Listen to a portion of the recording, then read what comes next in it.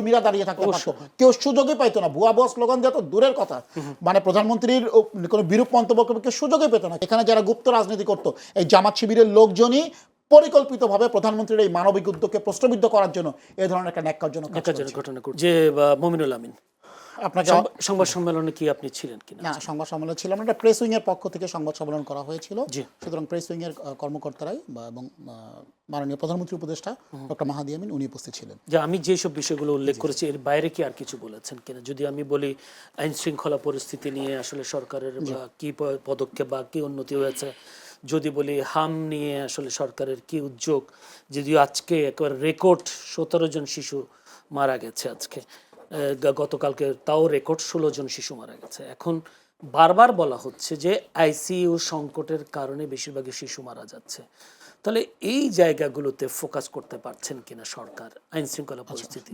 প্রথমে আপনাকে ধন্যবাদ, আমার সহ-আলোচককে ধন্যবাদ এবং আপনার মাধ্যমে সম্মানিত দর্শকদেরকে এবং দেশবাসীকে শুভেচ্ছা জানাচ্ছি যে বিএনপি সরকারের উপর আমাদের উপর তার আস্থা রাখার জন্য, এবং আমরা জনগণের ভোটে নির্বাচিত হয়ে 100 দিন অতিক্রম করতে পেরেছি জনগণকে সাথে নিয়ে।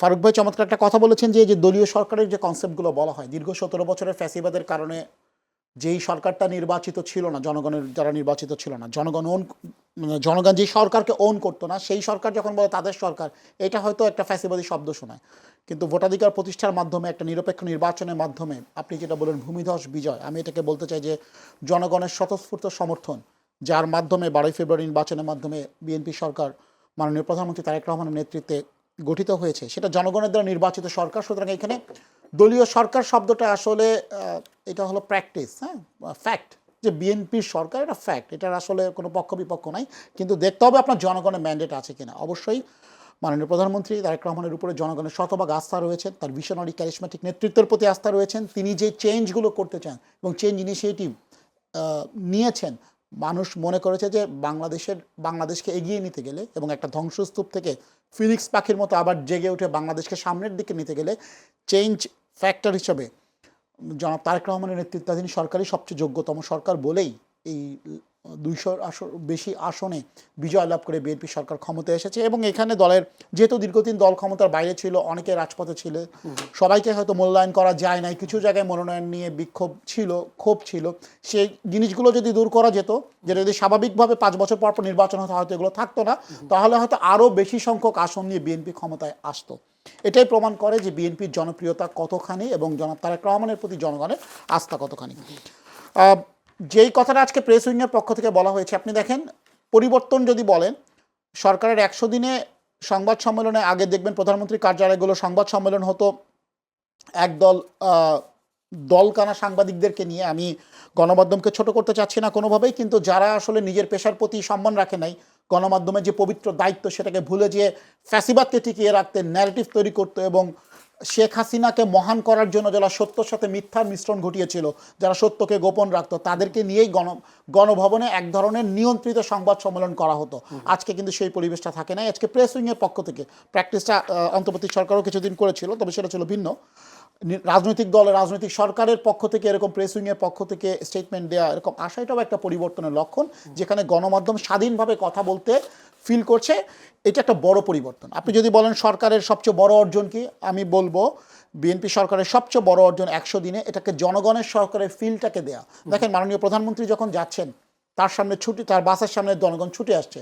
আপনি যদি সচিবালয়ে যেয়ে থাকেন, তখন দেখবেন প্রধানমন্ত্রী যখন নামছেন, পিছন দিকে লিফটে সাধারণ ওখানে যারা পাস রয়েছে উঠছে, একইভাবে নামছে, প্রধানমন্ত্রী দেখলে সালাম দিচ্ছেন, সংসদ ভবনেও দেখা হলে সালাম দিচ্ছেন, প্রধানমন্ত্রীর সাথে দেখা করে অনেকে হাত মিলাচ্ছেন, প্রধানমন্ত্রী ভিকটিমের বাসায় যাচ্ছেন, জ্যামে আটকে থাকছেন।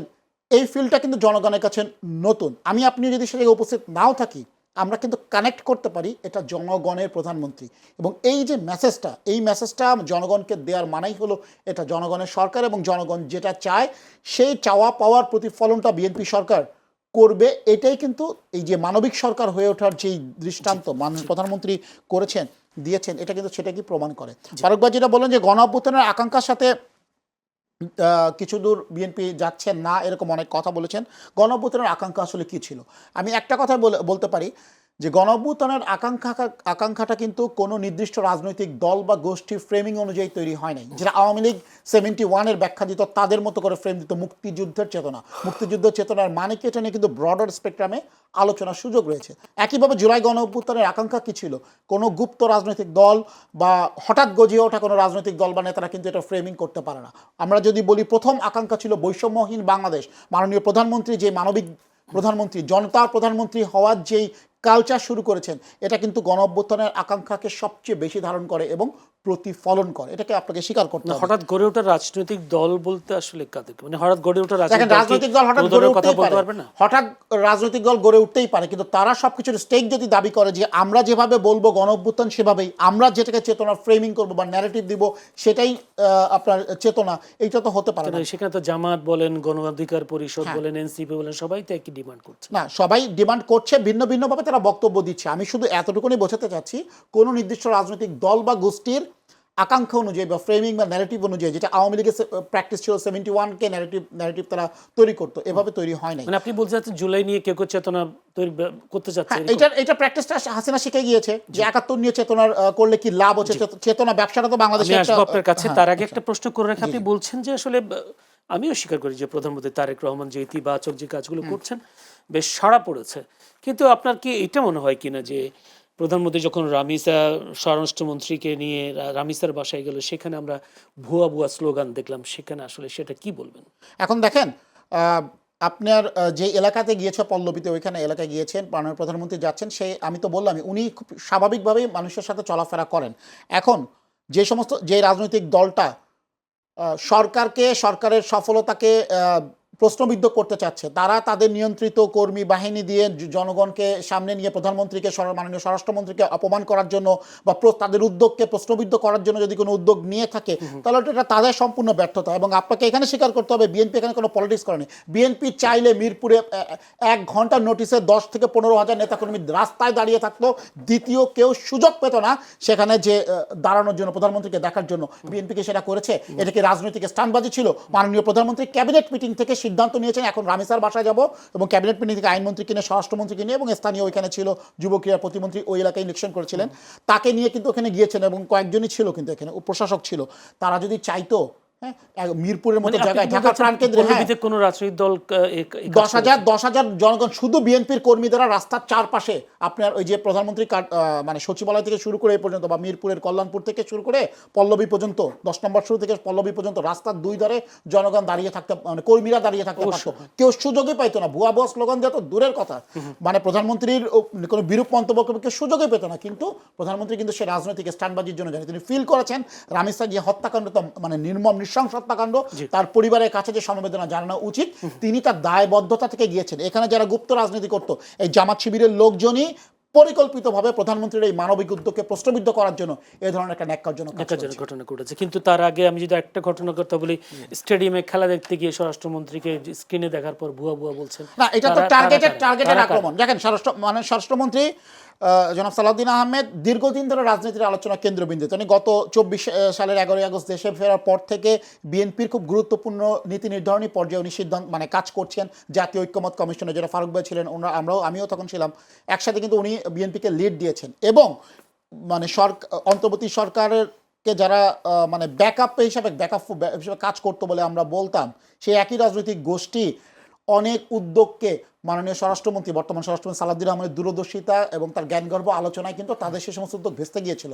তিনি কিন্তু ওই বন্দুকের নলের মুখে সবসময় ছিলেন এবং এখনও আছেন। জাতীয় সংসদেও দেখবেন তার স্বাভাবিক যে কথা বলার স্টাইল, বাচনভঙ্গি, তার যেই তথ্য উপাত্ত বিশ্লেষণ, যেই যৌক্তিক ব্যাখ্যা, বক্তব্য, এটাকে কাউন্টার করতে না পেরে অনলাইনে এবং স্ট্রিটে তার বিরুদ্ধে কিন্তু এই ধরনের ষড়যন্ত্র চলছে। তবে তিনি কিন্তু তার বিরুদ্ধে খুব স্বাভাবিকভাবে, মার্জিতভাবেই, রাজনৈতিকভাবেই জবাব দিচ্ছেন। হাসিনা ফ্যাসিবাদের আমলের মতন কিন্তু রাতের অন্ধকারে কাউকে তুলে নেওয়া হচ্ছে না, বা কাউকে ওই আয়নাঘরে যাওয়া হচ্ছে না। কিন্তু এটা কিন্তু আপনাকে মাথায় রাখতে হবে, এটাই নতুন বাংলাদেশ, গণ অভ্যুত্থানের আকাঙ্ক্ষার নতুন বাংলাদেশ, যেটা করতে তারেক রহমান মাননীয় প্রধানমন্ত্রী প্রতিশ্রুতিবদ্ধ। টার্গেট করেছে স্বরাষ্ট্রমন্ত্রীকে বিষয়টা, অবভিয়াসলি অন্য কোনো মন্ত্রীর ব্যাপারে না, স্বরাষ্ট্রমন্ত্রীর কারণেই তো আসলে তারা বাধাগ্রস্ত হচ্ছে। তাদের যে এজেন্ডাগুলো, অযৌক্তিক যে দাবিগুলো, সেগুলো পূরণ হচ্ছে না। সংসদে তারা কাউন্টার করতে পারছে না বক্তব্যের মাধ্যমে, তারা রাস্তায় সেভাবে করছে, যেখানে এটাও অনেকটা মব সৃষ্টি করার মতো, যেটা পলিটিক্যাল মব বলে। জি, অসংখ্য ধন্যবাদ আপনাকে। দর্শক